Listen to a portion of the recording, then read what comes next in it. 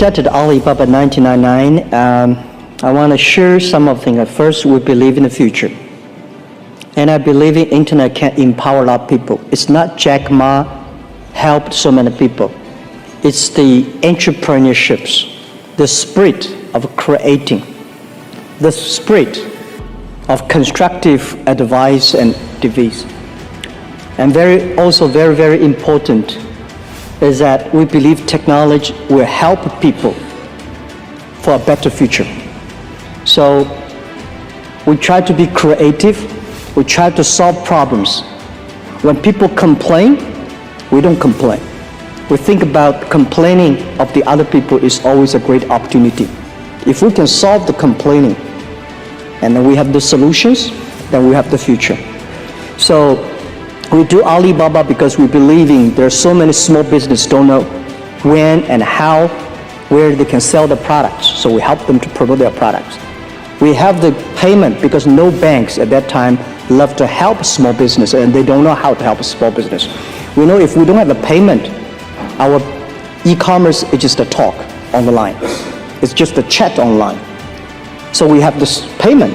And then we find if we cannot help you to deliver efficiently and quickly, then there will be no way. So we built up the logistics system.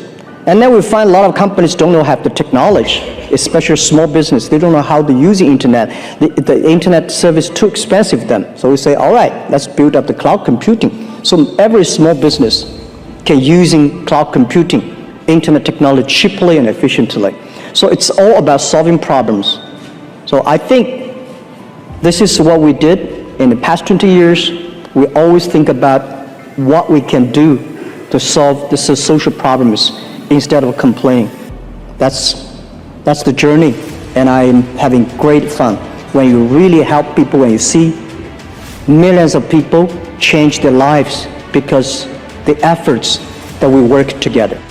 Being an entrepreneur is about taking risks, but it's about taking very calculated risks and being, protecting the downside. So I didn't quit my job selling fax machines until I had already invented the product. I was working on it at night and on the weekends for 2 years. I was driving around North Carolina where most hosiery was made, begging a bunch of manufacturing plants to help make it.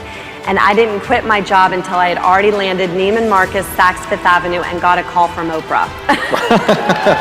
Just a typical day.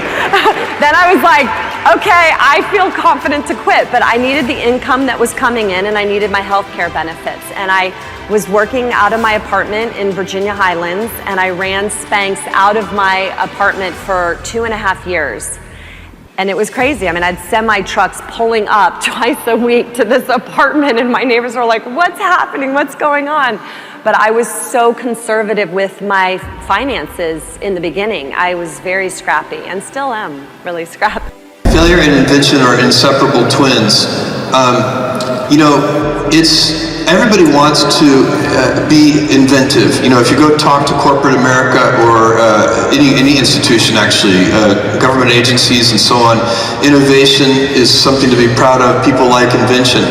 But the problem is they don't like failure. And you cannot have invention without failure. If you already know it's going to work, it's not an experiment.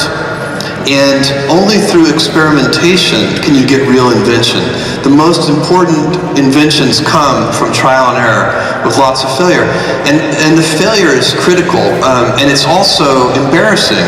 And so that's why people, when we're kids, we always are doing trial and error, and we're never embarrassed. You watch a little toddler, and they will try for hours to put a square peg in a round hole, and it never works. But it doesn't keep them from trying.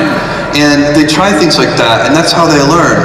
And we all have that when we're little, and then as we get older, somehow it's not as cool as you get older to fail and to fall down. It looks clumsy. And so we get in our grooves, we have a set of expertise and skills, it's kind of a comfort zone, and you have to constantly push yourself to say, no, I don't care about failure. In fact, I say at Amazon, We have to grow the size of our failures as the size of our company grows. We have to make bigger and bigger failures, because otherwise none of our failures will be needle movers.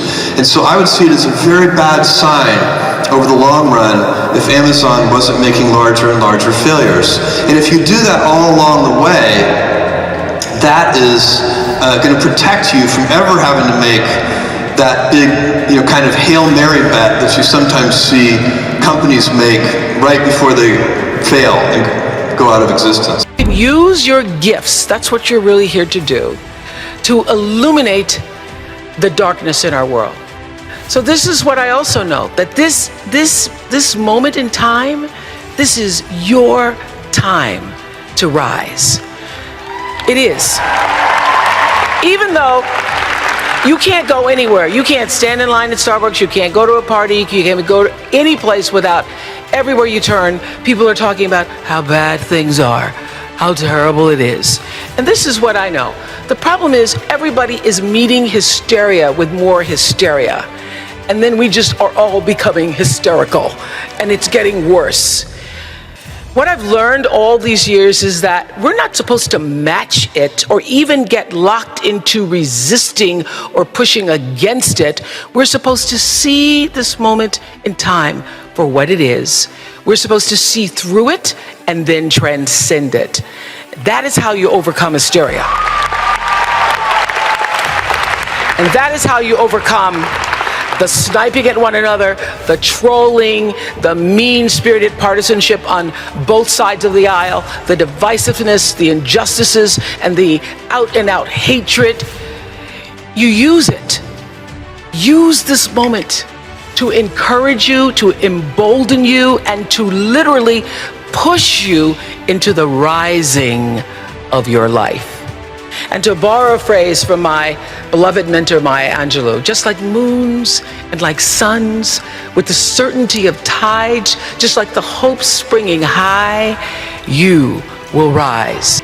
Everything you do learn is cumulative. I mean, that doesn't mean that industries stay good forever or businesses stay good forever, but learning to think about business models.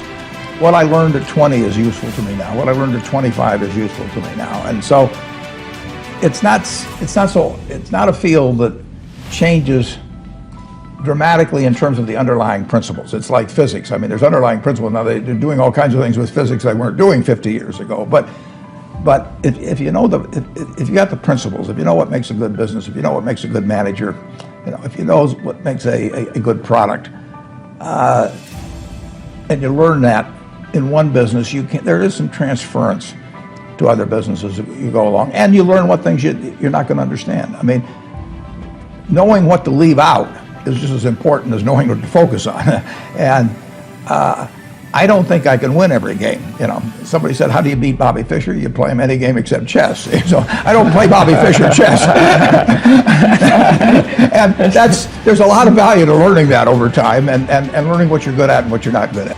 We have a lot of good people at SpaceX that, a lot of really talented people. In fact, I wonder, sometimes how we can make use of their talents in the best way, because I think we're often not using their talents in the best way.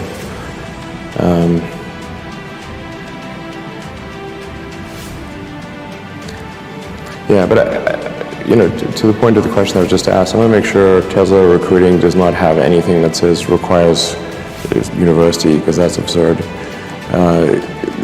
But there is a requirement of evidence of exceptional ability. You just can't, if you're trying to do something exceptional, you must have evidence of exceptional ability. I don't consider going to college evidence of exceptional ability. In fact, ideally you dropped out and did something. I mean, obviously, we look at Gates is a pretty smart guy, he dropped out. Jobs, pretty smart, he dropped out. Larry Ellison, smart guy, he dropped out. Obviously not needed. So, did Shakespeare even go to college? Probably not.